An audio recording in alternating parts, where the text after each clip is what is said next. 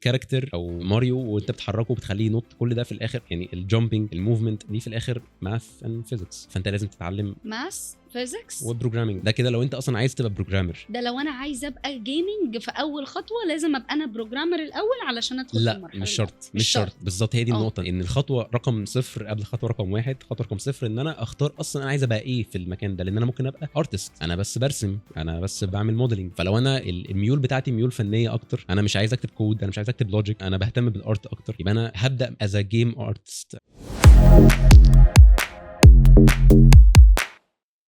اهلا بيكم في حلقه جديده من حلقات لونش بريك. في العادي لما بتسمع كلمه جيمنج بيبقى في بالك ان انت جيمر، واحد بتلعب جيمز وبتانترتين او بتستمتع بالجيم دي. احنا قررنا ان احنا نغير الصوره دي عند متابعين ونفهمهم ان في فرصه ان انت من لعبك او من الجيمز دي تبقى بتعمل فلوس، وفلوس كويسه جدا، ويبقى عندك وظيفه وكارير ممكن يبقى ليه مستقبل ليك جوه مصر وبره مصر. ده لانه في وظيفه اسمها الجيمر او السوفت وير انجينير اللي مسؤول عن انه يكرييت الالعاب اصلا. النهارده معانا مصطفى زويل، جيم ديفلوبر، هيشرح لنا بالتفصيل كل ما يخص الفيلد او ازاي تبقى جزء من الصناعه بتاعه الجيمنج. اهلا بيك يا مصطفى. اهلا بيك يا فادي، ازيك؟ كله حلو. طيب الحمد لله. مبدئيا في ناس كتير جدا زي ما انا بدات كلامي عارفه عن الجيمنج انه هو قاعد بيلعب بقى العاب كتير، والالعاب دي الهدف منها الرئيسي انه يستمتع، انه يحس انه خرج من مود الضغط او الشغل او ايا كان. في ناس كتير ما تعرفش انه النهارده انت ممكن تبقى جزء من سايكل صناعه اللعبه. فانا عايزاك تشرح لي يعني ايه اصلا جيم ديفلوبر في الاول علشان نشرح للناس يعني ايه المجال ده. هو الجيم ديفلوبر، احنا طبعا في ديفينيشنز كتير للجيم ديفلوبر، عايزين نختار اسهلهم.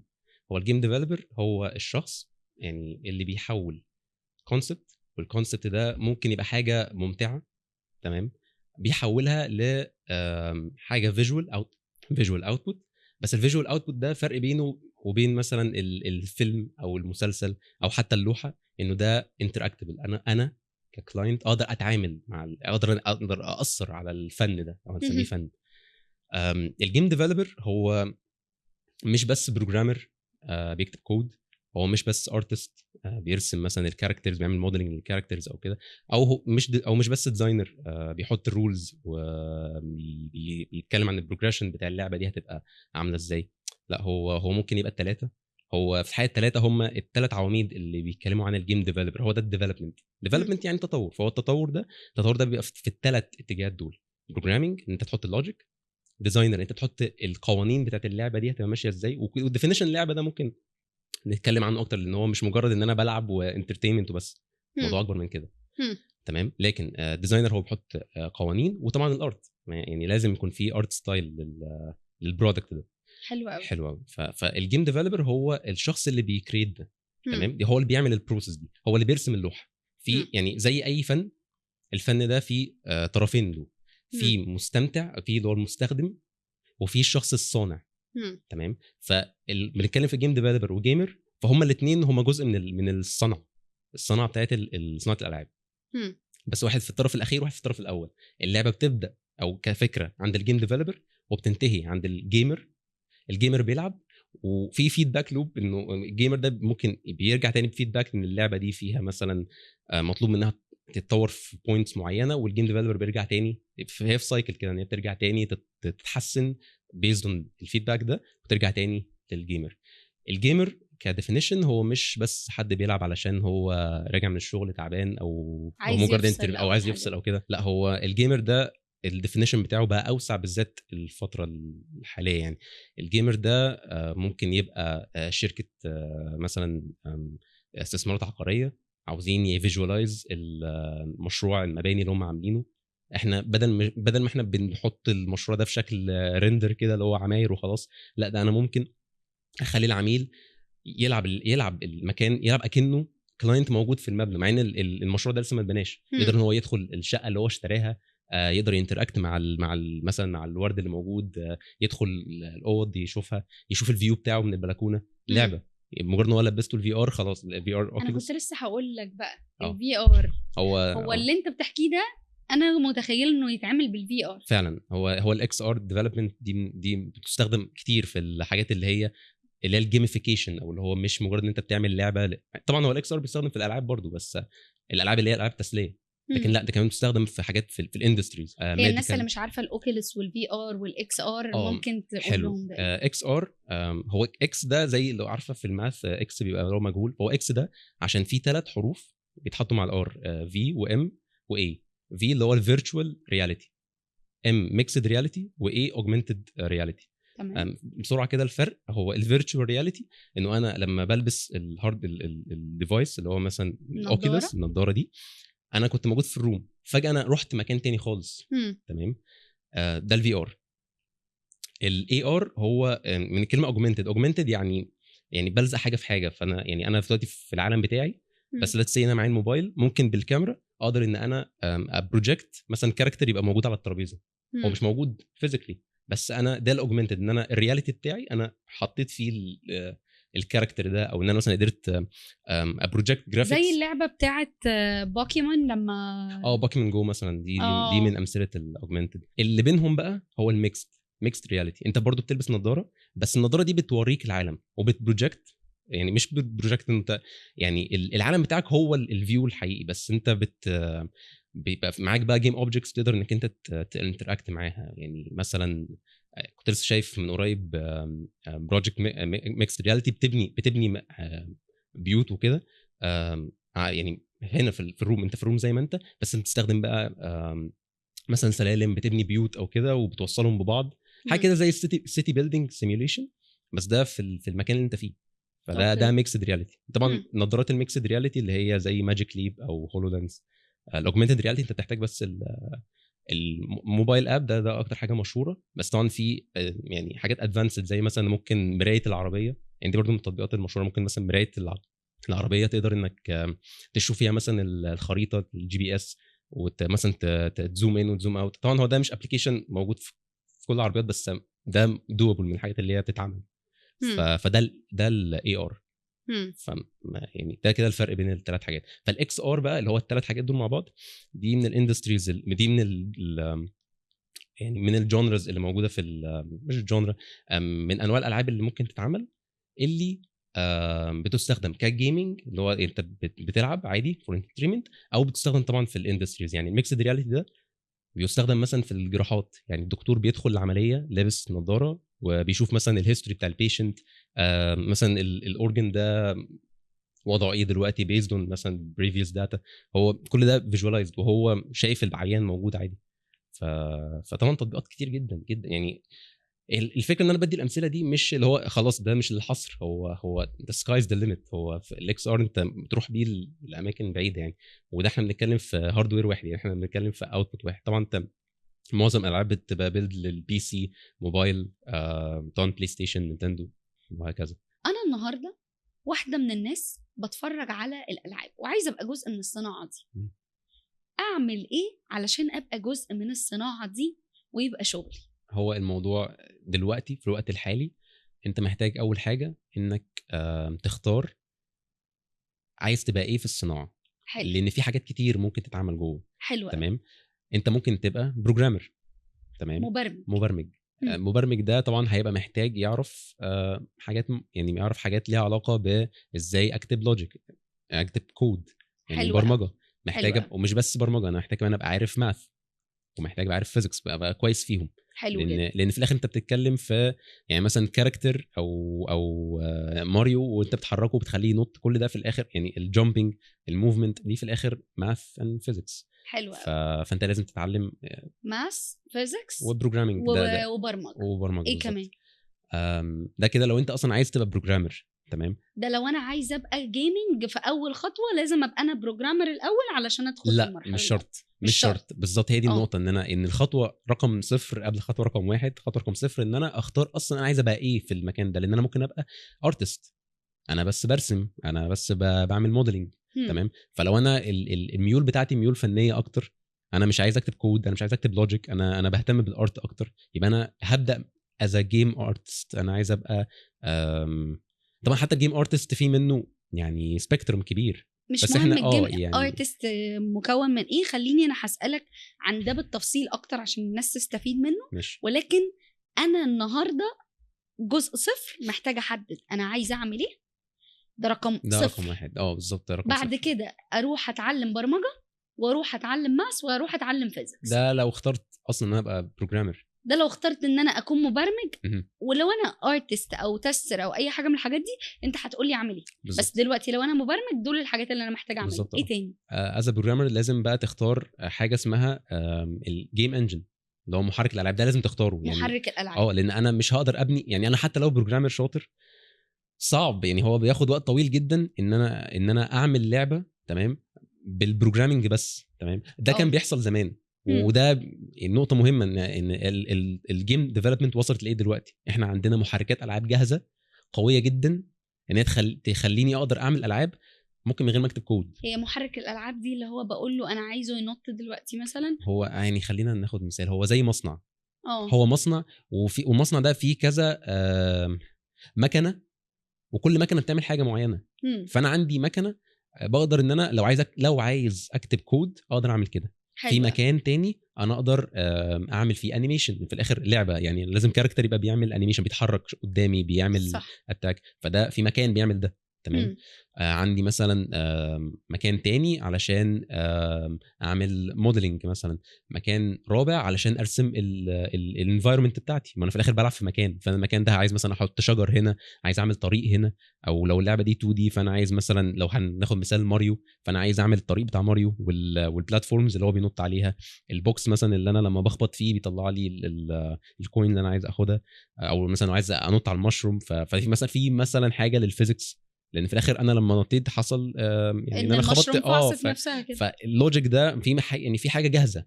هي دي الفكره، انه انا هو ده بقى المحرك الالعاب مسؤول عنه. وبالمناسبه محرك الالعاب هو المشترك بين كل الديسيبلينز، كل الناس اللي في الصناعه، ارتست، بروجرامر، ديزاينر، تستر. مش شرط قوي تستر، بس يعني كلهم بيبقوا محتاجين لازم عارفين ايه المحرك الالعاب اللي هيشتغلوا بيه، لان في كذا محرك العاب. طب ده ياخدنا لسؤال بقى. هل وانا بذاكر وبشتغل على نفسي كده مهم ان انا اروح اتعلم ازاي استخدم محرك العاب معين بالاسم كده؟ حلو قوي. هو في طبعا محركات العاب كتير. وزي ما احنا كنا بنختار انا هبقى ايه في الصناعه، بروجرامر، ارتست، ديزاينر، انهي طاقيه اللي هلبسها، لازم كمان اختار انهي محرك اللي انا هبدا بيه. بالمناسبه انا مثلا شغال باتنين، يعني عارف اتنين محركين العاب. يعني انا اشتغلت في فتره بمحرك اسمه انريل، ومحرك تاني اسمه يونيتي. ودول يعني عمالقه الصناعه، هم دول. في محركات كتير. تمام. بس هم مش بنفس قوه يونيتي وانريل، ومش بنفس شهرتهم. حلو. والشهره دي مهمه جدا لان انت بتتعلم، فانت محتاج يكون في مصادر اتعلم منها. المصادر كتير جدا سواء ليونيتي او لانريل. تمام. طيب انا ليه بتعلم اتنين؟ يعني ايه اللي وصلني ان انا اتعلم اتنين؟ فرص بقى شغل اكتر هتجيلك. طب انا برضو اختار مين فيهم؟ الاختيار ده انت كده لازم تبدا بانجن واحد، اللي هو المحرك. لازم تبدا بمحرك واحد وتوصل فيه لمستوى انك فعلا تقدر تطلع منتج نهائي. تمام. فبيعتمد على ايه؟ كل انجن عنده مميزات وعيوب. المميزات والعيوب دي على بعض كده بتطلع لي شكل معين للعبه. الشكل ده ممكن يبقى يعني فاديه بتحب الشكل ده، مصطفى ما بيحبش الشكل ده من الالعاب. فاهمه. فهو في انجن شاطر جدا في حته معينه، وحش جدا في حته تانية. صح. في انجن معقد جدا في حته معينه، والانجن التاني ابسط منه في نفس الحاجه. صح. فانا في الاخر كمصطفى انا ميال لانهي لعبه. مش انا في الاخر انا اكيد بلعب او مش شرط، يعني حتى لو انا يعني ايا كان خلفيتي، سواء انا جيمر بلعب علشان انا بستمتع، او لو انا حد جاي من صناعه تانية مثلا ريسيرش او كده، انا جاي في الاخر مثلا عايز اسيميوليت حاجه، فانا عايز السيميوليشن يبقى شكله رياليستيك، شكله واقعي. مين شاطر في ده؟ انريل مثلا، معروفه. أوكي. تمام. لو انا عايز اعمل حاجه سينماتكس، لان انريل مش بيستخدم في الالعاب، ده بيستخدم حتى يعني في افلام بيستخدم فيها انريل انجن عشان الفي اف اكس والحاجات بتاعت السينما دي. فانا لازم اختار انجن انا بحب ايه. هو الفي اف اكس ده تول من التولز اللي بتخلي الفي اف اكس اللي هي المؤثرات البصريه، اللي هو مثلا عربيه اتقلبت فانفجرت، اللي هو الانفجارات والحاجات دي كلها، ضرب النار مثلا، ده بيبقى ده في اف اكس. هو مش حقيقي يعني، هو مش بيضرب نار بجد، بس أيوه. الشكل ده ففي ناس اصلا يعني في ارتست بيبقى جاي مخصوص عشان يعمل VFX. خليني بقى اخدك لحته تانية. احنا اتكلمنا عن ازاي تختار تبقى جزء من اول مرحله، المرحله صفر بتاعتك، تعرف انت عايز تبقى ايه بالزبط. في رحله اللعبه. طب تعالى نتكلم عن رحله صناعه اللعبه اصلا. انا في الاول خالص مين من الادوار والطوائل اللي شرحناهم دول مسؤول بدايه ذي بدء كده انه يعمل اللعبه، ولا واحد تاني خالص براهم بيعمل سيناريو للعبه وواحد بقى بعد كده يشتغل؟ ايه اللي بيحصل؟ حلو. الالعاب دلوقتي اتطورت جدا، تمام. فانا هحاول ابدا بحاجه بسيطه. اجابه مختصره للسؤال: الجيم ديزاينر هو اللي بيبدا. الجيم ديزاينر هو اللي بيبدا لان احنا قلنا ان اللعبه عباره عن رولز. مين المسؤول عن ان هو يحط الرولز؟ الجيم ديزاينر. حلو قوي، تمام. والارتست والبروجرامر هما بيفولو الرولز دي. يعني انا في الاخر بكتب كود او برسم بناء على الفيجن اللي الجيم ديزاينر هو اللي حطها. تمام. بالمناسبه هو الجيم ديزاينر في منه يعني مش أجزاء ممكن كتير. نتطرق لها. بس هو الليد اللي هو الشخص المسؤول يعني عن الجيم ديزاينر بيبقى هو يعني الراس الكبيره اللي في الجيم ديزاين ديبارتمنت. ليتس اسيوم يعني هو اللي بيحط الفيجن، اللعبه دي عايزينها تبقى عامله ازاي. بس طبعا في العاب طورت جدا. يعني في العاب، يعني الالعاب اللي موجوده حاليا ما بقتش مجرد لعبه بلعبها فور فن. يعني اللعبه بقى فيها ستوري، بقى فيها وفيها حبكه، يعني الموضوع بقى كأنه فيلم سينمائي. يعني سيناريو حوار، يعني في حد بيكتب، يعني هو ممكن يكون مش جيمر، هو مش، بس هو كتب علشان اللعبه. في العاب اصلا مستوحاه من كتب اتكتبت، روايات مشهوره. صح. تمام. ففي الاخر انت لازم تكون، يعني هيبقى في ادوار جوه الصناعه ملهاش دعوه، ملهاش علاقه بالبرمجه ولا لا. ولا بس اجابه مختصره هو الجيم ديزاينر هو نقطه البدايه. حلو. بدأنا عند الجيم ديزاينر والراجل حط الرولز. بعد ما الراجل طلع القوانين بتاعه اللعبه، ايه اللي بيحصل بعد كده؟ القوانين دي طبعا بتبقى دوكيومنتد، تمام. وبيبقى طبعا بيبقى في ميتينجز مع يعني الثلاثه مع بعض. يعني بيبقوا قاعدين، هنفترض ان الثلاثه دول كانهم 3 تيمات، بس هم كانهم 3 اشخاص بيقعدوا مع بعض. تمام. وبناء على الرولز اللي موجوده بيبدا البروجرامر والارتست بيشتغلوا الى حد ما سيبريت، كل واحد فيهم له التراك بتاعه. وبحيث ان هو كل واحد فيهم بيكتب، يعني خلينا نبدا ببروجرامر مثلا. بروجرامر بيكتب ما يعرف بالاركتكتشر، اللي هو الصوره الكبيره للكود بتاعي. ما انا الكود بتاعي عباره عن كذا كود. تمام. ف من غير ما نتطرق لمصطلحات ملهاش، مش مهم تشرح لي هيعملها ازاي بالتفصيل. لا خالص. بس انا فهمت انه البروجرامر دلوقتي هيستلم من الديزاينر الافكار بتاعته والقوانين اللي هو حطها للعبه، بالزبط. ويبتدي يبني مبدئيا كده بالظبط اللعبه دي هيبقى شكلها عامل ازاي على شكل الكود. يعني هو من الاخر باختصار شديد ومن غير اي تعقيدات هو مسؤول عن اللوجيك بتاع اللعبه. اللوجيك بس. يعني احنا بنتكلم في برضو ماث، بنتكلم في فيزيكس، اللي هو شكل الماث وشكل الفيزيكس امبلمنتد ازاي. تمام. وهو من الاخر يعني البروجرامر ده هيبقى بيتعامل مع بوكس ومع كابسول ومع يعني مع بريميتيف شيبس. تمام. هو ملوش دعوه بقى الكاركتر شكله عامل ازاي، الانفايرمنت شكلها عامل ازاي. هو بس عارف انه في كاركتر يعني انيميشن. الانيميشن ده مقسوم نصين، في نص ارت وفي نص بروجرامينج. اللي هو بروجرامينج عباره عن امتى، يعني عشان يعني امتى مثلا الكاركتر ده هي اتاك، الاتاك ده انيميشن امتى، دي هو اللي بيقولها. فهمت. الارتست هو بيعمل ايه بقى؟ لو مسكنا الانيميشن بس، يعني باش يعني احنا لو مسكنا الانيميشن بس، لانه اكيد الديزاينر بيبقى هو برضو بيتكلم حتى في شكل الاتاكينج. يعني خلينا نمسك كده ايه اسبكت بسيط ونضرب بيه المثل. عند الديزاينر اتكلم في نقط كتير، منها الشكل الاتاكينج بتاع الكاركتر. خلاص. الاتاك يعني انيميشن. طيب الانيميشن ده هيبقى متقسم بين الارتست والبروجرامر. صح. الارتست هو بيعمل الانيميشنز وهو مش فارق معاه امتى، يعني امتى هاتاك او امتى هفضل مثلا اللي هو ايدل، اللي هو انا واقف ما بعملش حاجه. هو فارق معاه شكله هيبقى عامل ازاي في كل حركه. وهم عباره عن شويه فريمات كده مرصوصين جنب بعض وخلاص. انا عندي ده انيميشن كليب بيعبر عن الاتاكينج، ده انيميشن كليب تاني بيعبر عن المشيه، هو هيبقى ماشي ازاي. الترانزيشن بقى ما بين ان انا هاتاك دلوقتي، هموف دلوقتي، او هفضل واقف مكاني، مين اللي بيدي الاوامر دي؟ البروجرامر.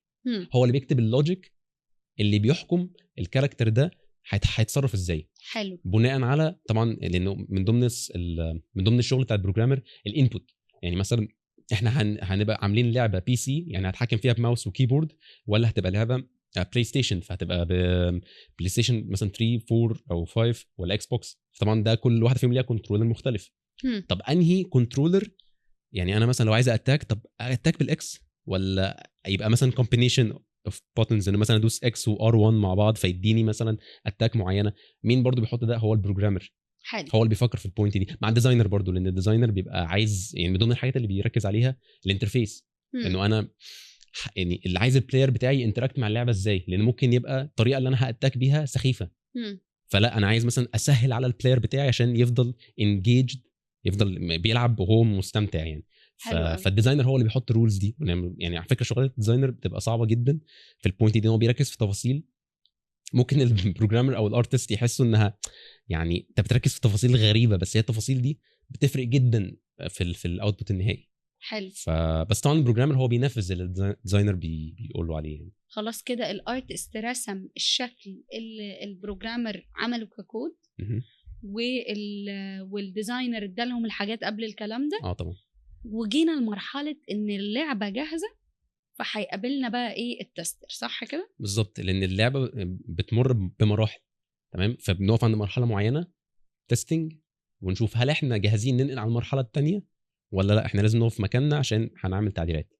فده يجي دور التستنج فعلا، ان احنا خلاص اتفقنا انه في الوقت المعين، يعني مثلا في الديدلاين المعين ده لازم نكون خلصنا الاتاك انيميشن، لازم نكون خلصنا جزء معين من الليفل كانفايرمنت. بتتعاملوا مع اللعبه كأن هي بروجكت برمجه عادي جدا، ليه اجزاء وكل جزء بيخلص في حته ويتبعت للتستنج بالظبط، والعمليه تخلص. بالزبط. يعني التستنج ده مش زي ما انا كنت متخيله كده، انه هو ايه، هتخلص اللعبه خالص وتوديها للراجل يقعد لا يلعب لا ويقول لكم ان اللعبه كده تمام او مش لا تمام. الموضوع معقد اكتر من كده. انت بتست في المراحل دي ليها اسامي يعني. تمام.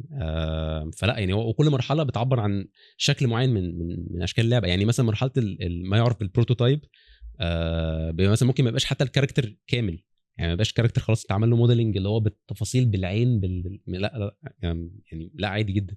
هو ممكن يبقى تفاصيله بسيطه. تمام. الكود اللي مكتوب مش لازم يكون احسن حاجه. تمام، بس احنا عايزين نشوف، بس عارفه عايزين نشوف الصوره الكبيره دلوقتي، محتاجين نشوف هل احنا اصلا ماشيين صح ولا غلط يعني. دي المرحله الاولى. بعد كده المرحله اللي بعدها بنزود طبقه تعقيد اكتر.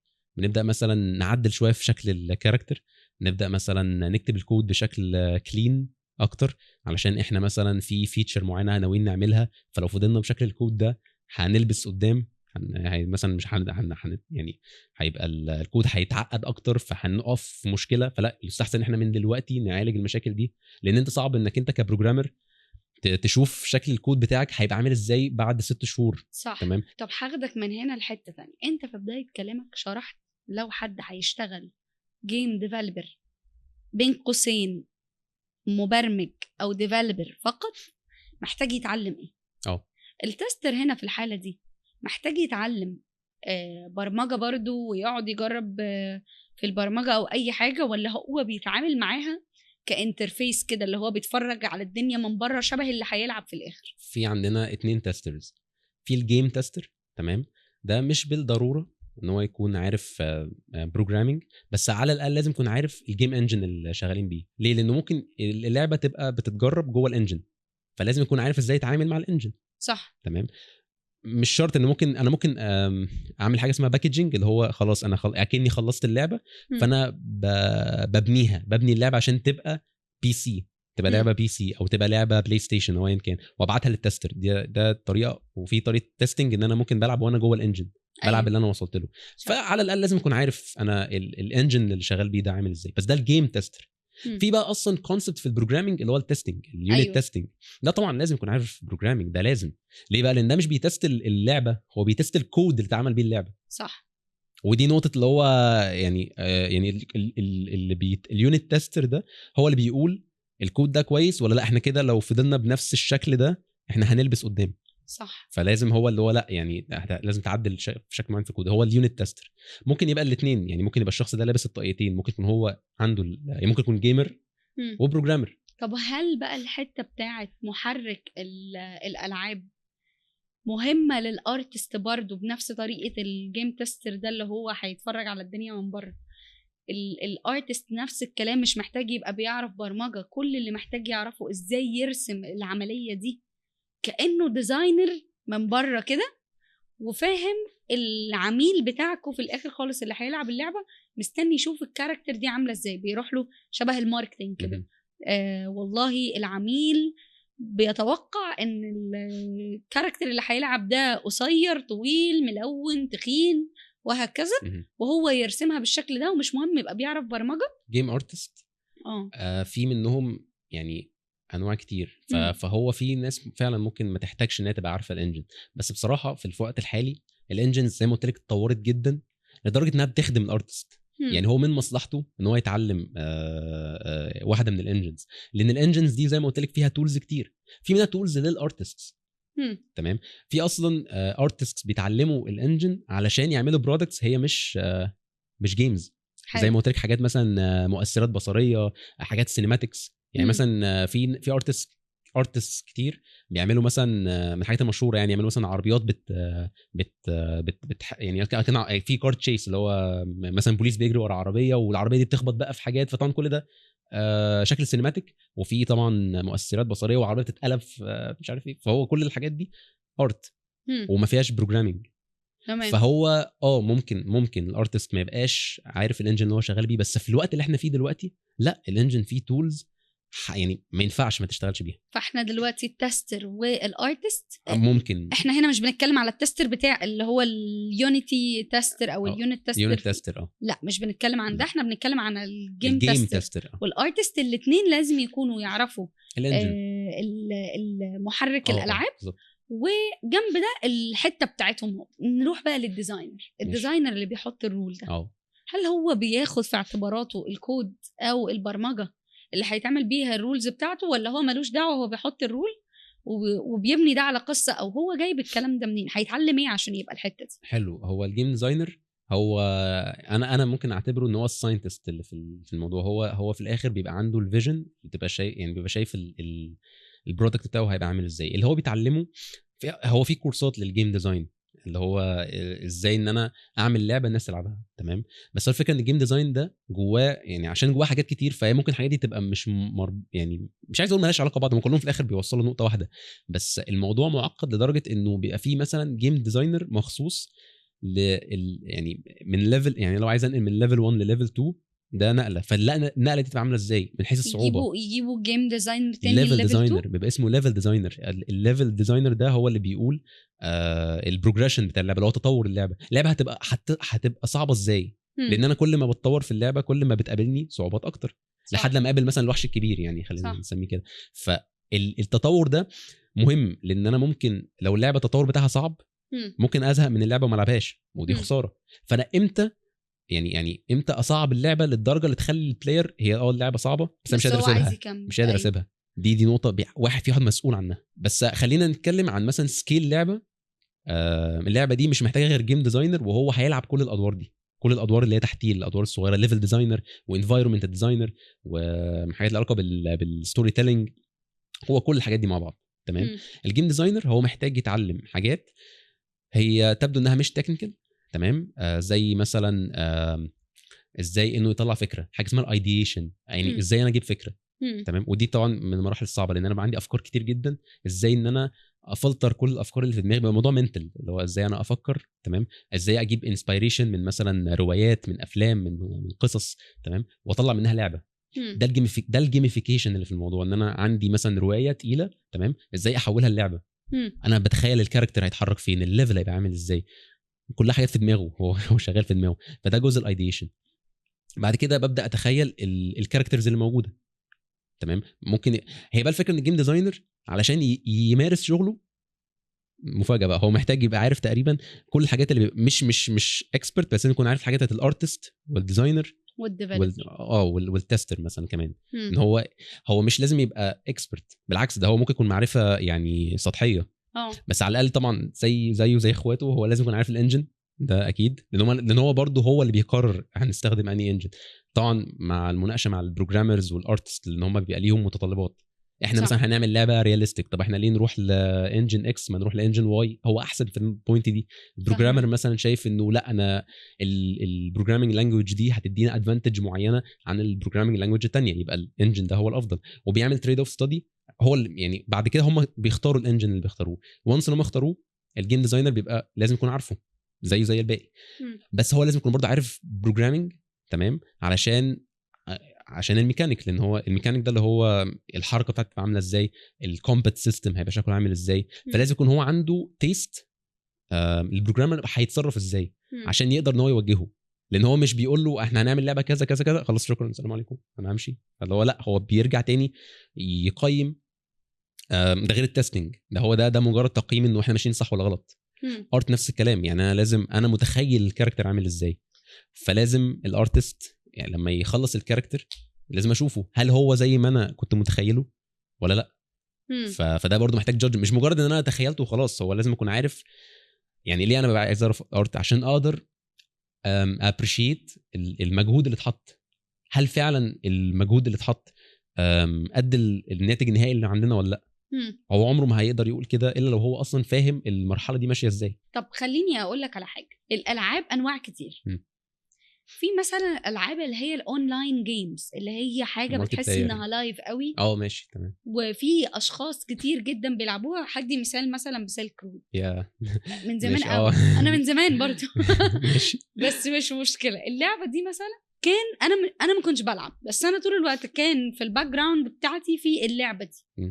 وطول الوقت كان عندي حاله من عدم الادراك ازاي في لعبه اتبنى لها سيناريو ان كل كاركتر فيها مختلف عن الكاركتر اللي جنبه، وعنده فيتشرز غير الكاركتر اللي جنبه، ومنتشر وبيتحرك براحته وعنده اوبن وورلد ازاي ده بيحصل؟ وايه انواع الالعاب اصلا؟ انواع الالعاب هو طبعا يعني الجونرز كتير. فمثلا سيلك رود هي من الالعاب اللي هي المالتي بلاير.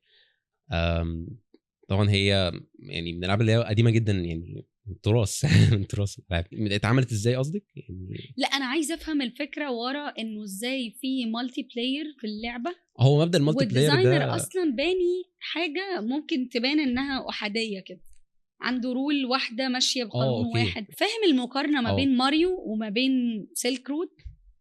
التطور اللي حصل ده انه ماريو ده كاركتر واحده بتتحرك. فالشخص اللي شغال عليها ما عندوش غير ماريو واعدائه. دلوقتي انت عندك العالم كله عباره عن اعداء بس، زي بابجي مثلا. انت اي حد بره التيم بتاعك باتل رويال فهو هو العدو بتاعك دلوقتي. هتعملها ازاي؟ هي الفكره انه ده برضو جزء من الجيم ديزاين، انه انا خلاص انا من الاول قررت ان انا هخلي بلايرز يلعبوا بعض. تمام. في نوعين من المالتي بلاير، في اللوكال مالتي بلاير مثلا مورتال كومبات لو عارفاها، لو احنا لا يا مش مهم بيس عادي. هو المهم ان في كاركترز اكيد في مثلا يعني بتلعب بكاركتر يعني احنا اتنين معانا دراعات، فمعايا يعني مثلا اخويا بيلعب معايا هو ماسك كاركتر تاني واحنا اتنين بنلعب بعض. ده مالتي بلاير، احنا اتنين بنلعب على نفس الجهاز بس ما فيش انترنت في الموضوع. احنا قاعدين جنب بعض فيزيكال. ايوه. المالتي بلاير هو اوسع من كده بقى، يعني باستخدام الانترنت انا ممكن انا في مصر بلاعب حد مثلا في الصين في السويد او في السويد مثلا. تمام. فالجيم ديزاينر بيبقى واخد في اعتباره حاجه زي كده، انه انا هبقى بلعب يعني هيبقى انا هعمل جيم والجيم دي مفتوحه. تمام. وهيبقى في ناس كتير بتلعب. هي الفكره تتعمل تمام، بس هي الفكره ان انا ابقى عارف ان ده هيحصل. لان مثلا كانت في لعبه لجيمس بوند انا نسيت اسمها، دي تقريبا كان اول انيشيتيف ان احنا نعمل مالتي بلاير. هي القصه دي لطيفه لانه في الحقيقه المالتي بلاير ده كان فيتشر كان الشركه رفضها. فهم يعني هم يعني يعني قبل ما يباكج الفاينل، يعني الفاينل باكج بتاع اللعبه ضافوا المالتي بلاير ده من غير ما الناس اللي فوقهم يبقوا عارفينها. تمام. فالفاينل اوتبوت اللي نزل للناس كان في مالتي بلاير، والاكزيكتيفز الناس اللي هي ماسكه اللعبه ما كانوش عارفين اصلا ان المالتي بلاير ده موجود، وحققت نجاح حلو جدا. وهو ده اللي خلى ان الناس ما تتعاقبش، يعني ان هو بالعكس ده كانت فيتشر يعني ترحب بيها جدا من الجيمرز. انا عجبني قوي ان هم قرروا يضحوا بشغلهم. هو في قصص كتير في سبيل على فكره. ما هو ما هو جيم ديفلوبرز يعني هم مجانين شويه يعني. واحنا فعلا يعني لما تبقى في فيتشر احنا حابينها لا يعني هو ده مش الموضوع بيبقى سيستماتيك دلوقتي، يعني احنا بقى في بروفيشناليزم اكتر. بس زمان ما كانش فيه التطور اللي في الاندستري زي ده، فكان في قرارات مجنونه ممكن تتاخد عادي. والقرارات المجنونه دي هي دلوقتي بقت تاريخ بيدرس. يعني احنا دلوقتي يعني لعبه زي ماريو هي لحد دلوقتي بيتضرب بيها المثل كجيم ديزاين. شركه نينتندو في حد ذاتها كقصه اتعملت ازاي لحد دلوقتي بتتحكى للجيم ديفلوبرز ازاي اتعملت. فدي كلها زي ما قلت تراث اللي هو احنا بنتعلم من الحاجات دي. وفي حاجات كتير اتبنت على قرارات جريئه اللي هو قفزه ثقه ليب اوف فيث انه انا هعمل ده ومش عارف بقى ايه اللي هيحصل، هترفد من شغلي ولا اللعبه دي هي يا هتبوم يا اما انا اللي هبوم شخصيا يعني. بس دي كانت من الحاجات اللي انا ما قريتها يعني عجبتني جدا لان هو كان قرار مجنون جدا. حلو. فالمالتي بلاير طالما انا عارف من الاول ان انا هعمل لعبه مالتي بلاير انا بتخيل فعلا انه في حد قاعد على جهاز، حد تاني في مكان تاني في العالم قاعد على جهاز، ازاي هيتواصلوا مع بعض. هيتواصلوا مع بعض ان هم ازاي هيتعاونوا التعاون ما بينهم لان انا هبقى في تيم معايا ناس من لغات تانية. هل مثلا هيبقى في لغه معينه هيتكلموا بيها؟ تمام. ايه شكل المصادر اللي هديها لهم في اللعبه اللي يقدروا ان هم يستخدموها مع بعض؟ وهل انا ممكن شكل المصادر دي هل ممكن تخليهم يبقى في حد فيهم اناني مثلا ويشتغل مع نفسه، ولا هيقدروا ان هم يتعاونوا مع بعض علشان يوصلوا للهدف ويكسبوا؟ دي كلها سلوكيات الجيم ديزاينر بيحطها في اعتباره. هنا بقى انا هاخدك من حته السلوكيات. طبعا عارفه انه الالعاب بيبقى المستقبل او المستخدم بتاعها ما بيفكرش في كل الكلام ده، هو بيصنع السلوكيات دي وفي حد تاني بيعمل ريسيرش عليها في حته. بالظبط. انا عايزه افهم السلوكيات اللي بتخرج من الناس دي بتتقاس ازاي؟ يعني الناس القائمه بقى على صناعه اللعب بتقيس العمليه دي ازاي؟ طبعا بيبقى في يعني جيم ديزاينرز وفي باحثين فعلا بيعملوا زي يعني بياخدوا كيس ستاديز. يعني هم ممكن مثلا يعملوا اللعبه ويجيبوا ناس، يعني هم بينفايت ناس انه تعالوا العبوا اللعبه وبيشوفوا رد فعلهم للعبه. بيستنوا مثلا ان احنا عملنا فيتشر معينه، حركه معينه في الوقت في الليفل الفلاني، احنا بقى مستنيين لما الجيمر ده يوصل للليفل ده هو هيعمل ايه. هل هو هياخد باله من الايستر ايج اللي هو مثلا ايستر ايج اللي هو يعني حاجه مثلا انا بحطها في اللعبه هي بتدل على حاجه تانية. يعني مثلا ممكن اكون بدي هي الايستر ايج كلها ككلمه بتدل على الميز اللي الناس بتعملها وقت العيد ويحطوا البيضه. بس قصدهم في بس هم قصدهم بقى في الجيم. انت محتاج تشرح بقى انت. يعني في الجيم انه مثلا لو في شركه عامله لعبه معينه واللعبه دي خلاص نجحت والناس عارفاها، بعد كده عملت لعبه تانية، ممكن يجيبوا ريفرنس من اللعبه كاركتر من اللعبه القديمه مثلا في اللعبه مثلا ممكن يكون الكاركتر ده مات او حاجه فيجيبوه هو في اللعبه الجديده وهو ميت، فلو ايه ده احنا عارفينه ده. تمام. فده شكل مثلا للايستر ايج. فهو مثلا بيدرسوا بقى هل هو هياخد باله هل المكان ده صح ولا غلط. هو هياخد باله دي بتتقاس بحركه الماوس على الكمبيوتر يعني تعبيراته تعبيرات وشه. يعني انا بشوفه، يعني انا بشوفه هو بينتراكت ازاي. هل مثلا لو انا صعدت اللعبه في مستوى معين هيعمل ايه؟ هل هو هيكمل لعب، هيزهق، هيتنرفز؟ دي كلها سلوكيات بتدرس. وفي ابحاث، يعني هو الموضوع كمان ده الموضوع السيريس اللي في الجيمز، انه في ابحاث بتنزل، في ريسيرش بيبرز بتتعمل على سلوكيات الجيمرز. انا عايز اسالك بمناسبه سلوكيات الجيمرز، في علاقه قويه ما بين الدوبامين وما بين اللعبه اللي انت بتلعبها. حلو. فانا عايزك تشرح لي ازاي ده بيحصل، ازاي انا بلعب في مكاني وانا عارفه انه دي لعبه في النهايه. حلو. الدوبامين بتاعي يعلى ويقل. كمان الفكره بتاعت ان انا ابقى متاثر حزين على اللعبه لما انا ابقى جيم اوفر. والعمليه دي الكلام ده بيحصل ليه وليه الناس بتاخد المواضيع بجد كده؟ ده السحر اللي في الجيمز، اللي هو موضوع التفاعل.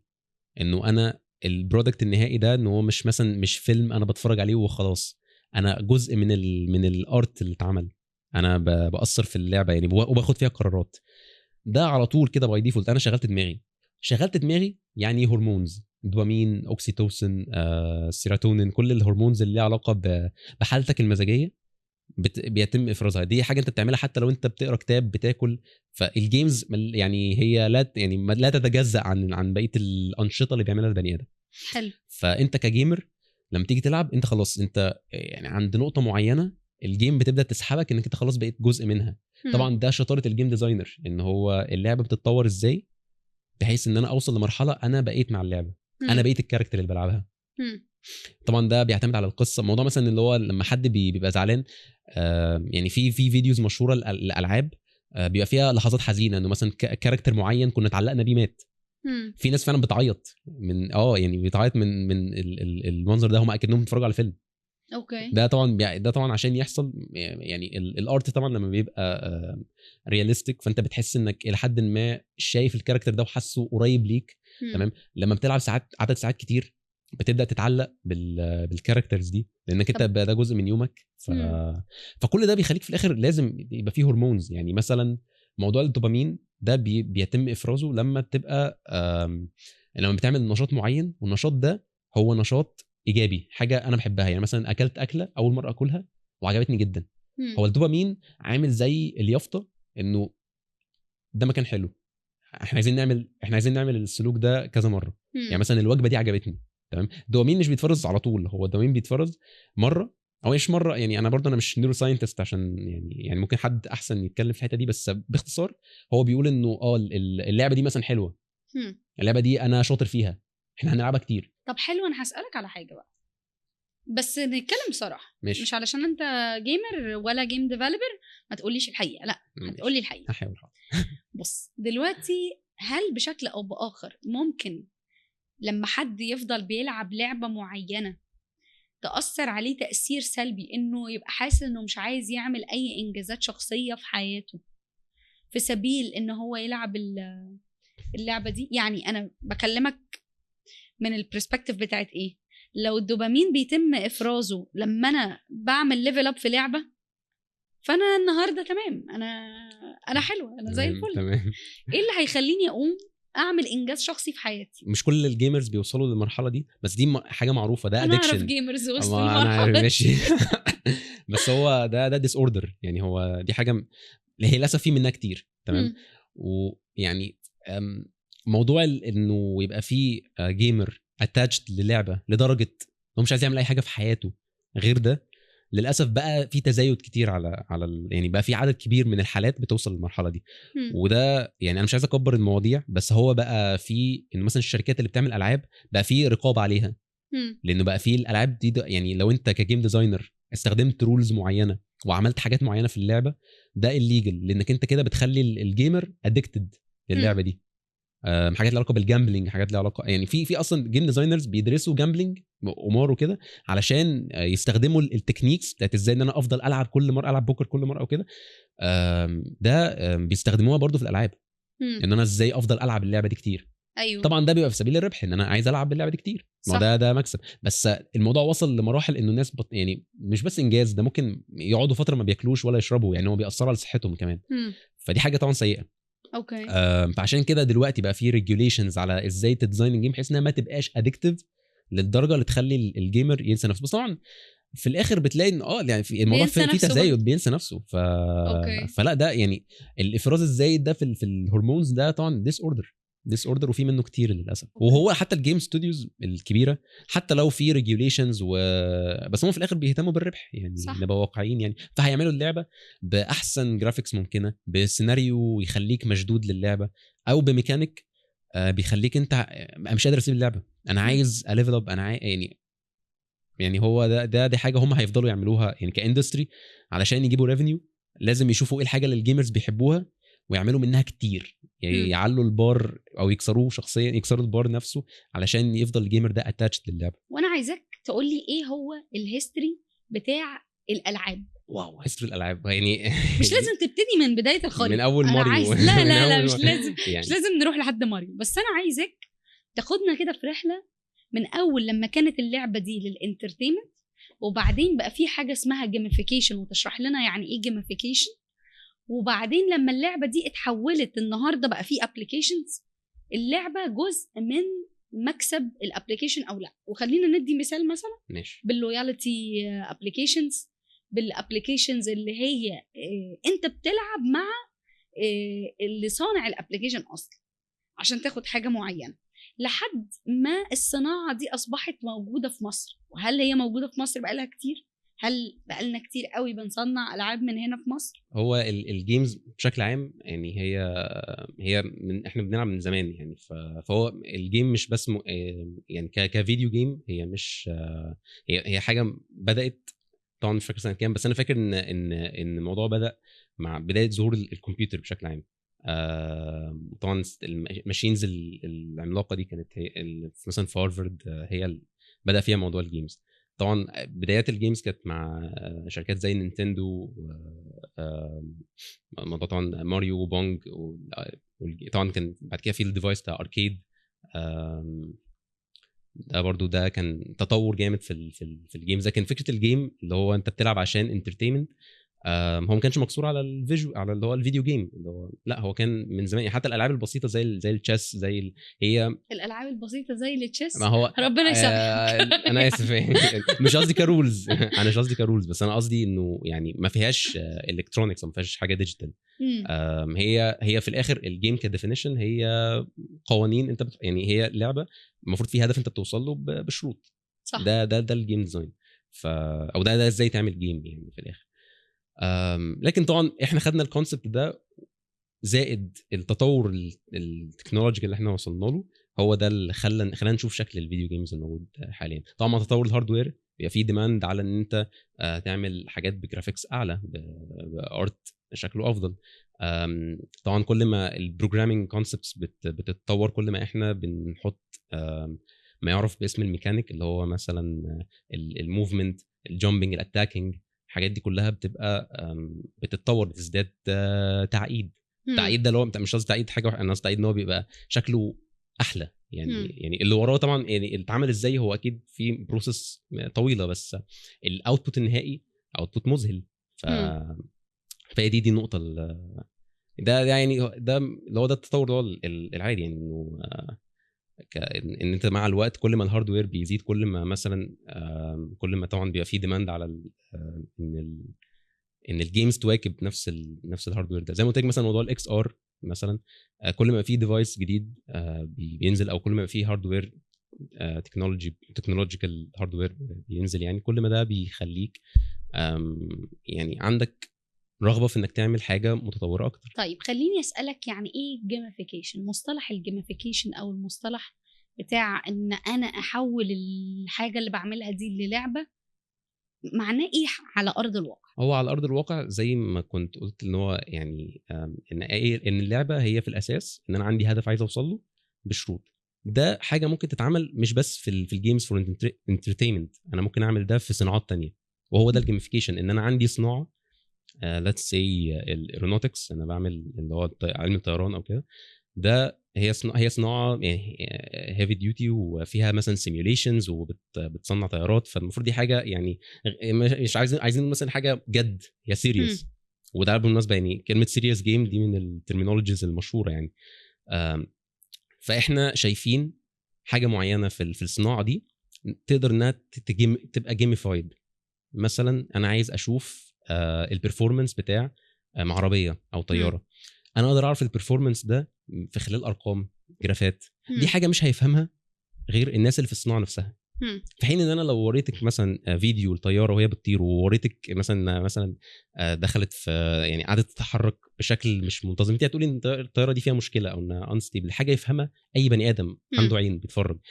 فهو ده الفكره، ان انا حولت داتا، ده كونسبت، انا حولت الكونسبت ده لحاجه فيجوال يقدر انه مش بس اشوفها، ده انا كمان ممكن انتراكت معاها. يعني ممكن انا احرك الطياره دي بايدي، اقدر اني اثر على حركتها عشان اشوف ايه اللي هيحصل. لو مثلا انا مش عايز استخدم ترمينولوجيز يعني معقده يعني، بس لكن لو انا حركت الطياره بشكل معين ايه اللي هيحصل؟ ايه اللي هيحصل دي بتتفهم في الجرافات، بس الجرافات معقده محتاجه حد متخصص.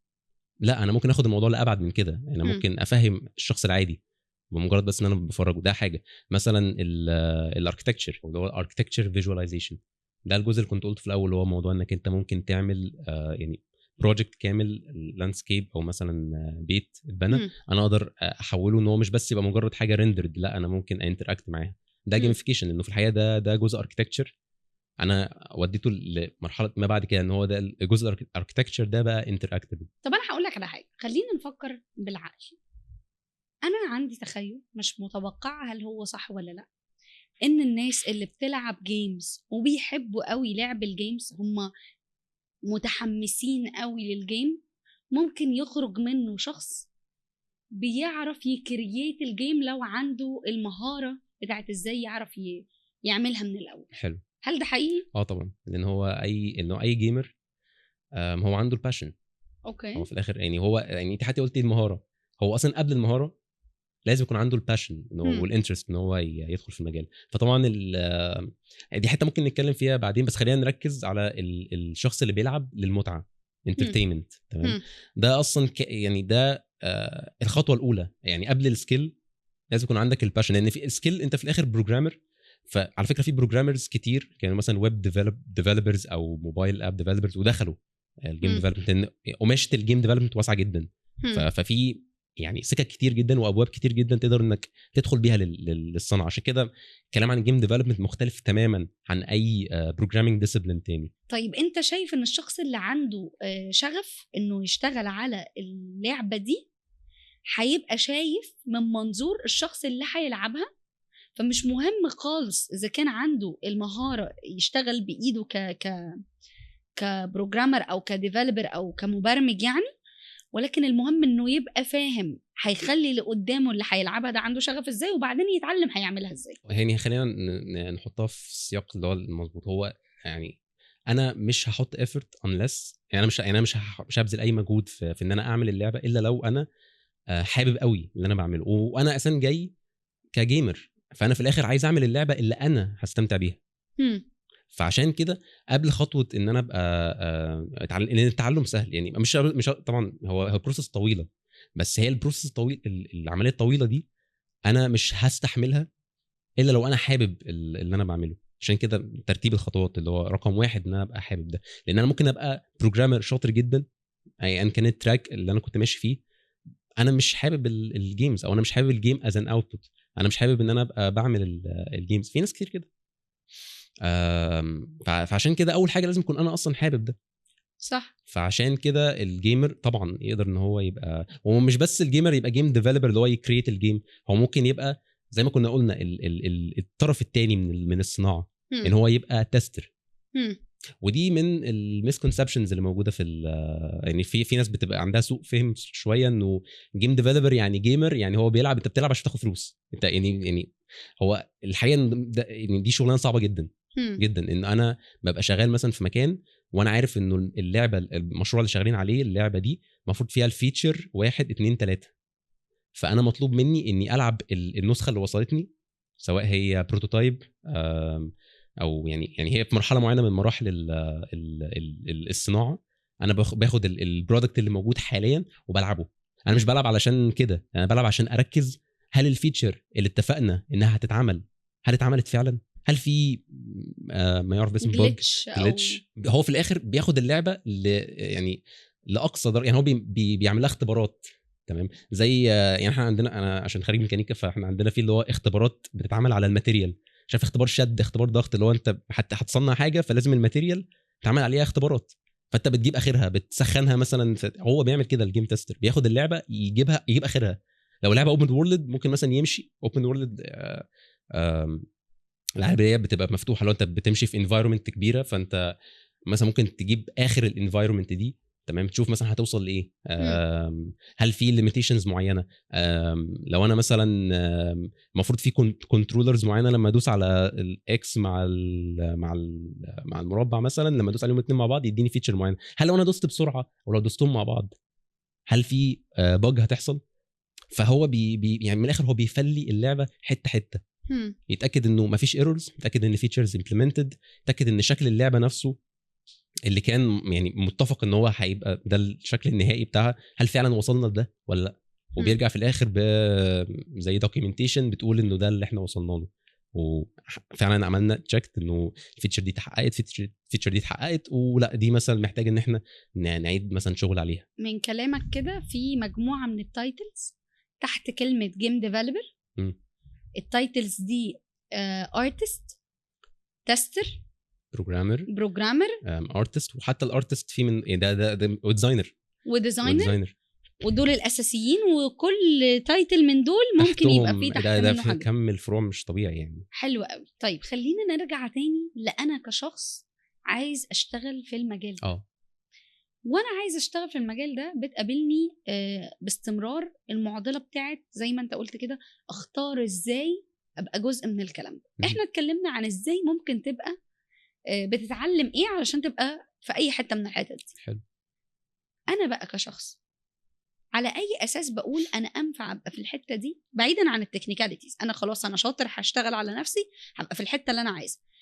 على اي اساس اقول انا انفع ابقى تستر اكتر من ما انا انفع ابقى ارتست، او انا انفع ابقى ديزاينر او ديفلوبر؟ على اي اساس؟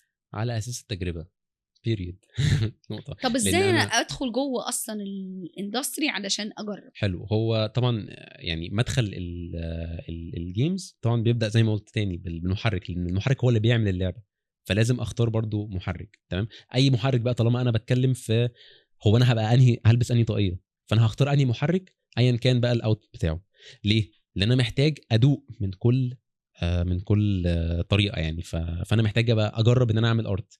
هل انا مثلا بزهق في ال 3 دي موديلنج ان انا اعمل مثلا شكل ترابيزه مثلا؟ الترابيزات دي برضو ما بتحط في الجيم، فانا يعني هل دي حاجه انا بستمتع بيها؟ طب بستمتع بالكاركتر؟ طب بستمتع بالانيميشن؟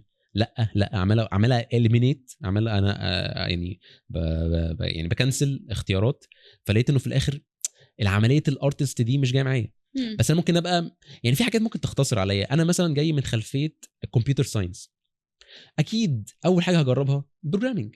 فده برضو من الحاجات اللي هي بتسرع شويه عمليه ان انا اعرف انا فين. تمام. بس على فكره انا اعرف ناس شخصيا هم خارجين سي اس، هم خارجين كمبيوتر ساينس وشغالين ارتست.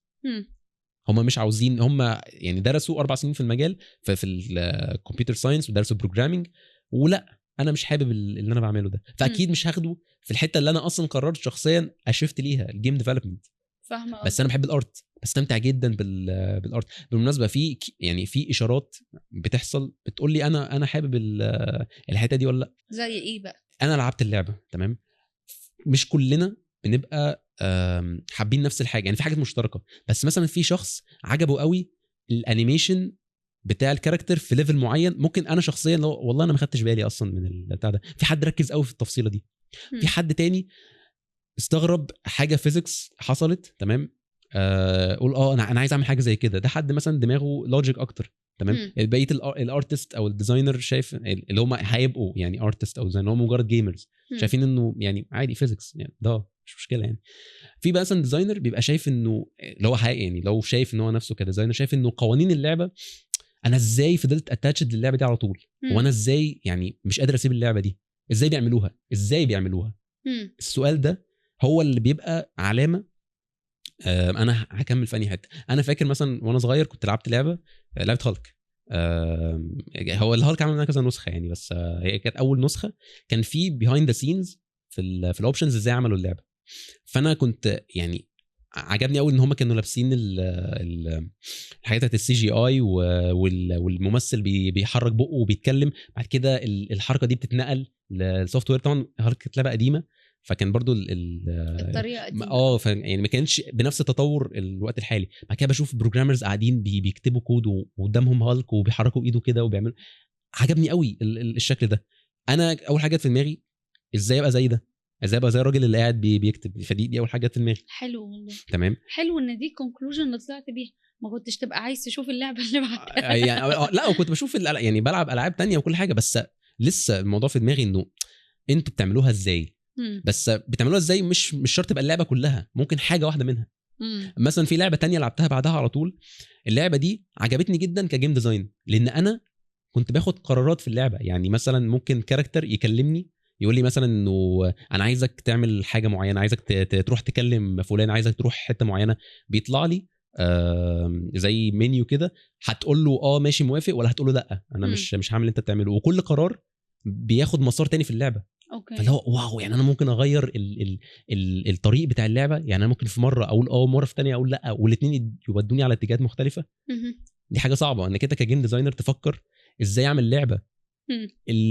الجيمر هو اللي بيحدد اللعبه هتمشي ازاي.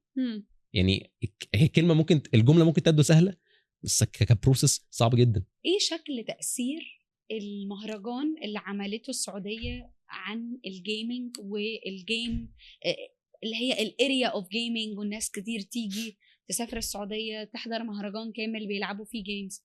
ايه شكل تاثير ده على مستقبل الاندستري بتاعه الالعاب في الوطن العربي بشكل عام.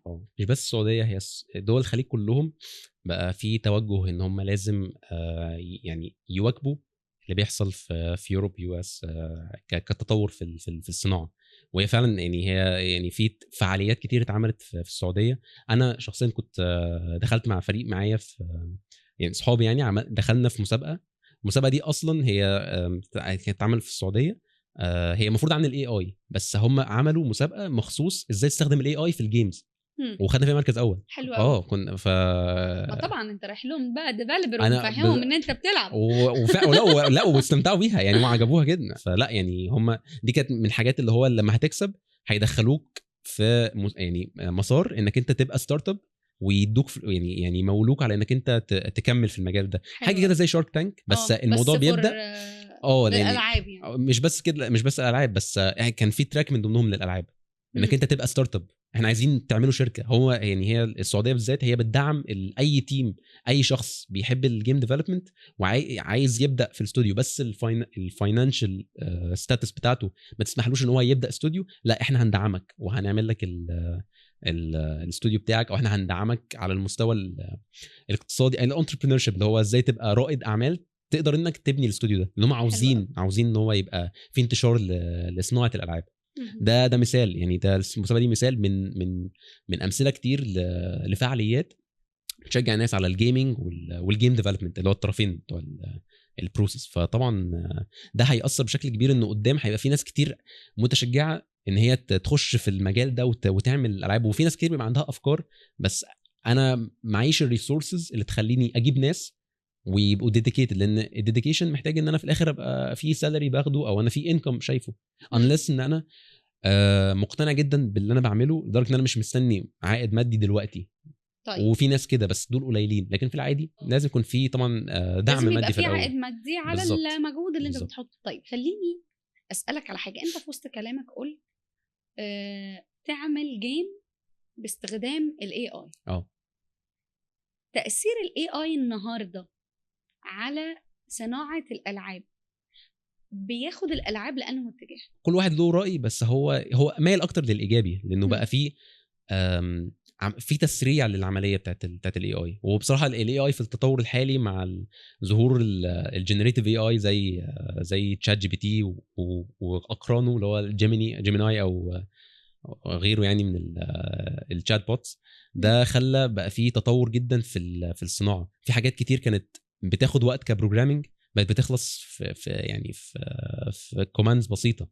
يعني مثلا انت عارفه ان اي لعبه هيبقى فيه كاركتر، وفي مثلا انا بوس بحاربه تمام، وفي كاركترز في النص كده ممكن اتفاعل معاها، بس هي مش يعني مجرد ان انا مثلا ممكن اقول كلمه لحد وامشي. الكاركترز دي بقت اي اي ان هي بقت بترد بشكل تلقائي جدا طبيعي، كاني بكلم بني ادم زيي، بقول كلام مش متحضر له تمام، انا اللي بقوله وهي بتعرف تبروسس ده وترد عليا. ده تطور سريع جدا ما كانش موجود في الالعاب قبل كده. الحاجات دي كلها كانت حاجات معموله مسبقا، اللي هو انا عارف ان لما اقول كذا للكاركتر ده هيرد عليا بكذا. دلوقتي لا، هو بقى جاهز انك تقول له اي حاجه وهو يقدر يحللها ويرد عليك طبيعي. فده تطور في الاي اي له علاقه بالشكل الكاركترز، انه بقى شكل الكاركترز بقى واقعي اكتر بسبب دخول برضو اي اي تولز بتقدر انها تساعد في تسريع العمليه دي. حتى الجيم انجنز نفسها بقت يعني محركات الالعاب بقت بتدخل كمان جزء الاي اي بحيث ان هم يسرعوا عمليه الديفلوبمنت. انه انا مثلا مثال الترابيزه دي، بدل ما انا هستنى الارتست يعمل لي الشكل الترابيزه عشان احطها في الليفل، انا ممكن بكوماند اللي هو اعمل لي كرسي او اعمل لي ترابيزه شكلها مثلا معين، لونها يبقى بني مثلا غامق او بتاع، انتر، تستنى شويه تلاقي عمل لك الكرسي 3 دي بالتكتشرز. الحاجات دي كلها كان مثلا بتاخد اسبوع شغل، انت عملتها في حرفيا في انتر. فده طبعا طور جدا، يعني انا سهل جدا ان انا اعمل لعبه بمعدل اسرع. بس انا لسه من قريب كنت قريت انه في يعني بروجكت جوجل شغال عليه، ان هم عايزين يعملوا ايه، يعني ان الاي اي يقدر يعمل اللعبه من الاول للاخر. لا ده هو في حاجه تانية انا جت في بالي وانت بتتكلم. هل في امكانيه في يوم من الايام ان انت المالتي بلاير بتوعك يبقى عباره عن انت والباقي كلهم اي كاركترز، وانت قاعد بتلعب معاهم وهم اللي بيحطوا لك الرولز الجديده للعبه. هو انا يعني ما اعرفش بروجكت عمل كده، بس ده دوبل يعني في الوقت في الامكانيات اللي في ايدينا ده ينفع. هو اللي يخليها ما تنفعش ممكن يبقى جيم ديزاين مثلا، انه اللعبه دي مش هتعجب الناس، لكن كتكنولوجي مين قال دي هتعجب جدا؟ تخيل كده كل اي تول من دول بيحط الرولز بتاعته. الرولز بتاعته. فانت دلوقتي بقى عندك 4 كاركترز مثلا، 3 اي تولز مختلفين كل واحد بالرول بتاعته، وشغال بالبرسونا بتاعته. والانسان عنده رولز بتاعته ويسات ذا رولز اول الجيم بس بعيدا عن الافكار الحالمه بتاعت الجيم، لو احنا قلنا انه في رود ماب حد النهارده متحمس انه يبقى جزء من صناعه اللعبه، محتاج يمشي عليها علشان يوصل لمرحله انه يبقى في النهايه قاعد في واحد من ال4 طوائي اللي اتكلمنا عنهم النهارده. ايه ممكن تكون التايم لاين بتاعت الرود ماب دي، وايه هي الرود ماب؟ لو احنا مثلا مسكنا البروجرامر، فطبعا بيعتمد على خلفيته. لو هو احنا نفترض ان هو ما يعرفش اي حاجه عن البروجرامينج، هو داخل من الصفر، فبروجرامر يعني هو طبعا محتاج يبقى بيعمل حاجتين مع بعض. بيحتاج ان هو يفهم الانترفيس بتاع الانجن، هو يختار طبعا جيم انجن ويتعلم هو بيشتغل ازاي، ويتعلم يتعلم لغه البرمجه اللي مصاحبه للجيم انجن ده، اللي هي عاده بتبقى لغات البرمجه اللي محتاجها بتبقى زي ايه؟ زي يعني مثلا سي شارب هو لغه البرمجه بتاعت يونيتي، سي بلس بلس هو لغه البرمجه بتاعت انريل. تمام. وبالتالي انت لو اخترت الانجن، عشان كده اختار الانجن في الاول مهم، لان انا مش هينفع اختار انريل واتعلم سي شارب. هي الفكره انه البروجرامينج لو انت اتعلمت لغه فانت هيبقى عندك فاونديشن او فاندمنتالز تقدر انك انت تتعلم بيها لغات تانية، اساسات. بالظبط. فالاساسات دي يفضل انك انت تتعلمها وانت اصلا مختار الانجن بتاعك، فتبقى مختار اللغه المناسبه ليها. فده بياخد وقت قد ايه؟ يعني عشان تعرف السنتكس دي حاجه مش صعبه، هي بس محتاجه تعود. السنتكس اللي هو يعني الطريقه اللي مكتوب بيها الكود نفسه، الطريقه اللي مكتوب بيها الكود. فالطريقه دي هي مش هتاخد وقت، هي مثلا اسبوع او حاجه مثلا يعني. بس هي الحاجات دي كلها بترجع لها تاني، يعني بترجع تتعلم سنتكس جديده او طريقه كود جديده. بس لو انت عايز تعرف الاساسيات مثلا اسبوع. لكن اللي بيحصل بعد كده ان انت لازم تكون عارف حاجه اسمها بروبلم سولفينج، لان هي الالعاب نفسها هي عباره عن مشاكل انت بتحاول تحلها. يعني انا عايز اعمل ميكانيك معين، فالميكانيك ده عشان اكتبه عندي مشاكل معينه بواجهها، فانا لازم يكون عندي كرياتيفيتي اقدر بيها اني احل المشكله دي باستخدام الكود. وبالتالي دي حاجه مش هقدر اديها تايم لاين قد ما اقدر اديها انه لازم تكون اشتغلت بايدك كتير، تمام، بحيث انك تقدر انك يعني ذهنيا تتطور كفايه ان المشكله دي تقدر تحلها في وقت اقصر. بس ده بيحتاج انفستمنت، ان انا خلاص اتعلمت السنتكس، انا فاهم الانجن، ببدا فعلا اعمل حاجات. يعني انا ببدا اعمل ميكانيك معين، ببدا اعمل، مش عايز اقول جيم لان جيم بتاخد وقت، تمام، بس حتى لو جيم بسيطه يعني باستخدام حاجات بدائيه. تاني موضوع الدواير مثلا سكوير او كده وبحركه، مش لازم يبقى كاركتر بانيميشن انا بروجرامر في الاخر، مش محتاج ان انا ابقى عارف ده الوقت، يعني في الوقت كبدايه يعني، تمام. بس انا بتعرف يعني في الاخر ده فتره تعارف. يعني ففتره التعارف دي ممكن نديها مثلا شهر، اللي هو السنتكس بالبروبلم سولفينج، بان انا خلاص انا ايدي خدت على الجيم انجن، خدت على الكود. برضو شهرين حسب برضو استيعاب الشخص، حسب الريتم بتاعه، هيحط كام ساعه في الاسبوع عشان يتعلم. وده بيعتمد على الديديكيشن بتاع الشخص. فدي مثلا كده احنا اتعلمنا بروجرامينج، كده احنا يعني اتعلمنا الانجن. طبعا الحاجات دي انت مش اتعلمتها اللي هو خلاص انا وصلت للقمه في شهرين. هي الفكره ان انا اقدر افهم لو انا عايز اتطور ازاي. دي اللي ممكن تاخد مثلا ما بين شهر لشهرين، لان انا خلاص وصلت النقطه، انا عارف لو في حاجه معينه عايز اتعلمها هتعلمها ازاي حتى لو مش عارفها دلوقتي. اوكي. دي النقطه اللي انا بتكلم عليها، دي النقطه اللي انا بوصل لها. النقطه اللي بعد كده هي نقطه ما بتقفش، يعني لحد ما يعني حتى لو انت بقالك 10 سنين في المجال انت على طول بتتعلم. وبالتالي دي نقطه انا ما اقدرش اديها تايم لاين، لانك انت بتتطور. بس تقدر لو معدل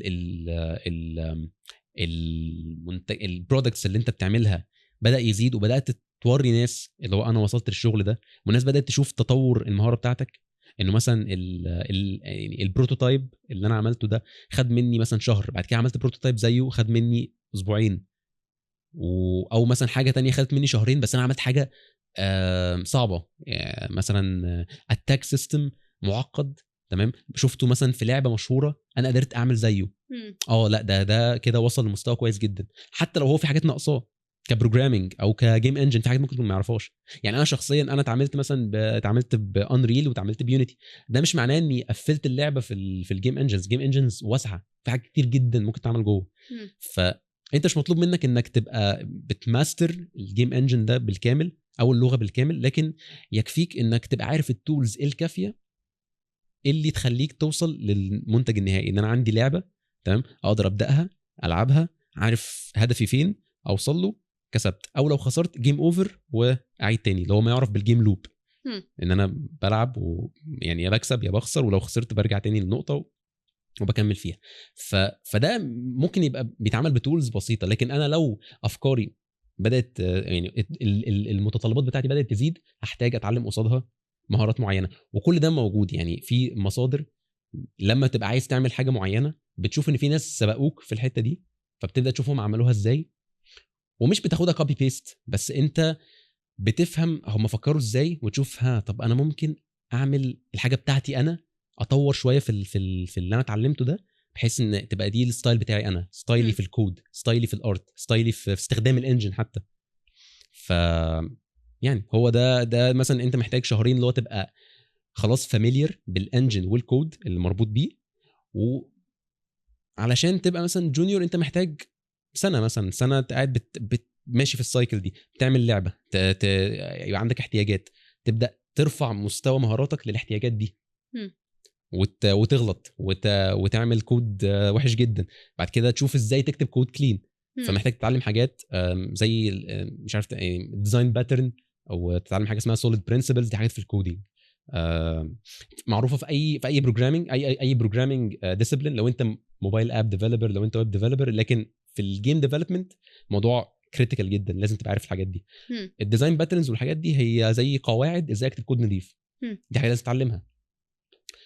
وبتعمل الموضوع ده يعني فلوب، اللي هو انا بكتب كود، بعمل اللعبه مثلا ما بتطلعش زي ما انا عاوز، برجع تاني اشوف انا غلطت فين، واتعلم الحاجه اللي تخليني اعمل الصح.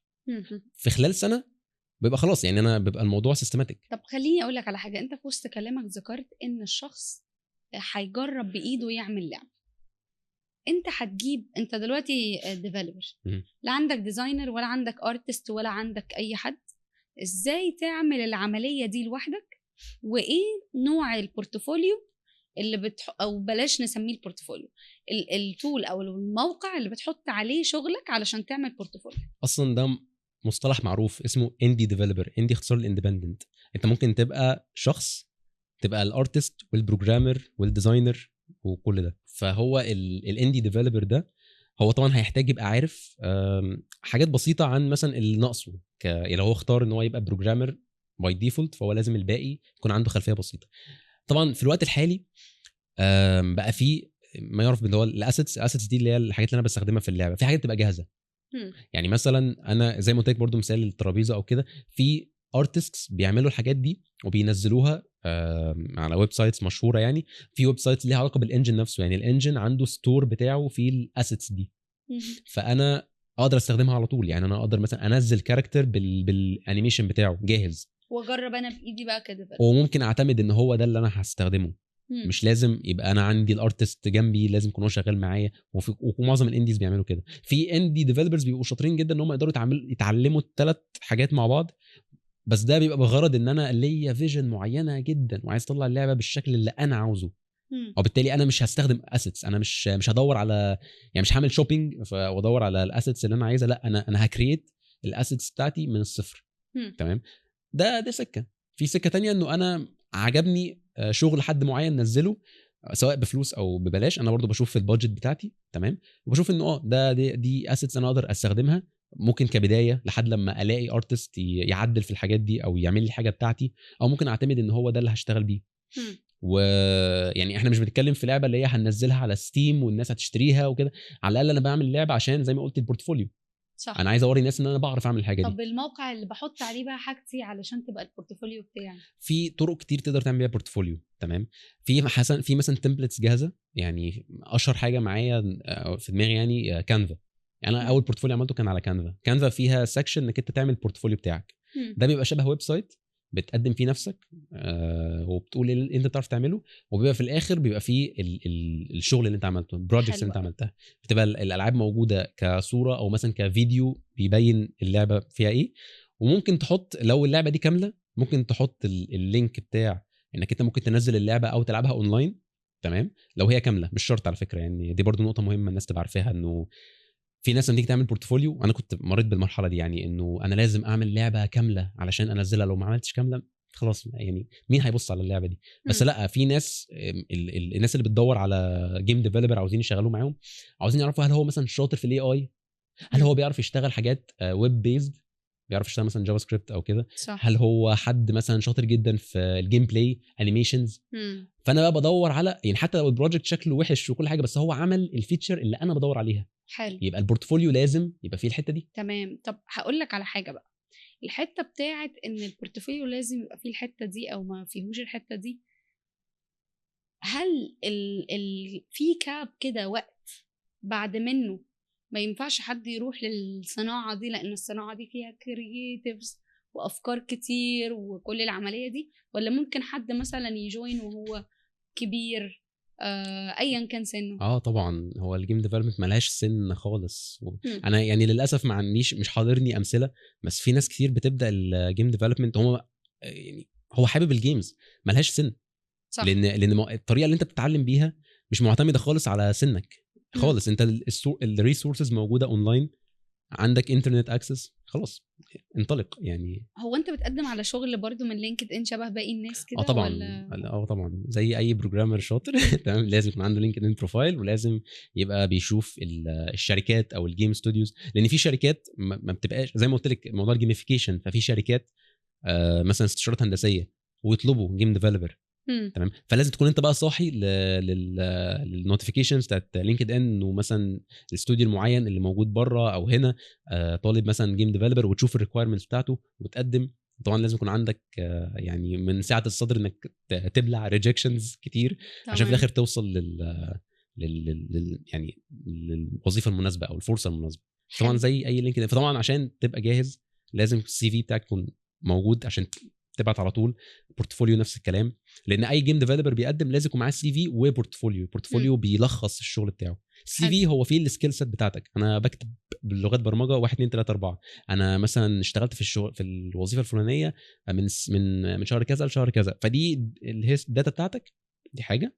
والبورتفوليو بتاعك اللي هو انت بتعرف تعمل ايه. طب ايه مدى فرص الوظيفه دي الجيم ديفلوبر ايا كان من التايتلز اللي احنا حكيناها، ايه مدى وفرتها في مصر او في الوطن العربي وبره مصر؟ هو الصناعه عامه من وجهه نظر يعني ان انت عايز تشتغل، يعني هي فيها ups and downs كتير، بس في ديماند على الشغلانه دي. هو في مصر حاليا الوضع يمكن بقى احسن عن قبل كده. في شركات كتير بقت واعيه لان ازاي ممكن يطوعوا اداه الجيم ديفلوبمنت دي، سواء في ماركتنج، سواء في ان المشاريع بتاعتهم اللي بيعملوها يقدروا يجيميفاي المشروع ده. فبقى في وعي زايد. لسه برضو ما وصلناش للمستوى ان الجيميفيكيشن يبقى حاجه مطلوبه وناس كتير بتشتغلها، بس احنا ماشيين كويس. تمام. واعتقد ان دي حاجه لازم، حتى لو ما فيش فرص كتير دلوقتي، لازم الناس تجهز نفسها انه ده الجاي. ده جاي. فانت بتتعلم حاجه زي ما قلنا احنا، انت بتتكلم في مش اقل من سنه تعلم. السنه دي انت مش متخيل التغييرات اللي ممكن تحصل في السوق المصري. انا بتكلم بس السوق المصري. تمام. انه التغييرات الجايه دي لا هتشوف يعني طلبات كتير على ديماند كتير على الوظيفه دي، ان انت حد عندك القدره انك تستخدم انجن وتطوعه في انك انت تعمل حاجه للماركتنج، تعمل حاجه زي ما قلنا ان هو مشاريع مثلا اركتكتشر او ميديكال، تبقى جاهز انك تحول ده لحاجه فيجوال. اوكي. فده مثلا ده احنا بنتكلم في الجيميفيكيشن. طبعا في استوديوهات هنا في مصر موجوده وبتطلب ناس. تمام. هي لسه برضو مش كتير، بس لا احنا برضو ماشيين كويس، وبقى في وعي اكبر. الكوميونتي في مصر عدده بدا يزيد، بقى في وعي انه لا احنا موجودين واحنا شاطرين، لان احنا بنشوف ده حتى لما اللي فيه منا بيشتغل بره احنا سمعتنا كويسه كبروجرامرز مصريين، والسوق بتاعنا يعني إن يعني لو الناس بره واعيه بالكواليتي بتاعت المبرمج المصري هنا، هو فعلا احنا يعتبر احسن سوق، لان احنا بنقدم كواليتي كويسه جدا بسعر يعني بسالري مناسب. فلا يعني انا اعتقد انه الجيم ديفلوبمنت هتاخد تطورات كويسه جدا قدام. بس في الوقت الحالي انت عارف انه في يعني مشاكل عالميه ليها علاقه بالاقتصاد او كده، الجيم ديفلوبمنت بتتاثر بده زي اي تراك، وبالتالي بيحصل لاي اوفس، بيحصل انه في شركات مثلا بتفتح وتقفل. فعلشان تبقى جاهز لازم تبقى متقبل انه ممكن تشتغل في مكان وتقعد فيه مده معينه وبعدين يقفل وبعدين تقدم في مكان تاني. بس هو الفكره انه في اماكن كتير بتقفل وتفتح، بس خليك جاهز لانه في فرص كتير. اوكي، ده الصوره الواقعيه، يعني هي مش وحشه، وهي برضو مش ورديه اللي هو في شغل كتير وانت يا دوب بشهر شهرين كده خلاص هتلاقي. لا، هو الموضوع محتاج بس صبر، لكن لا، الفرص موجوده. وهي بس كل محتاجه ان انت عينك يبقى على زي ما قلت على لينكد ان مثلا، انه لا بيبقى في فرص كتير بتفتح وتقفل، فانت ميك شور انك انت تكاتش الاوبورتونيتي المناسبه. انا بشكرك جدا جدا بجد يا مصطفى. انا مبسوط جدا ان انا كنت موجود والله معاكم يعني. واحنا كمان والله. دي كانت حلقتنا من لانش بريك عن الجيم ديفلوبمنت. لو حابب تعرف اكتر عن المجال ده ممكن تبعت لنا في الكومنتس كل اسئلتك، ولو عايز تعرف عن اي مجال تاني ممكن تقول لنا اسم المجال اللي حابب تتفرج عليه في المره اللي جايه. انا فادية صالح وده لانش بريك، شكرا لكم.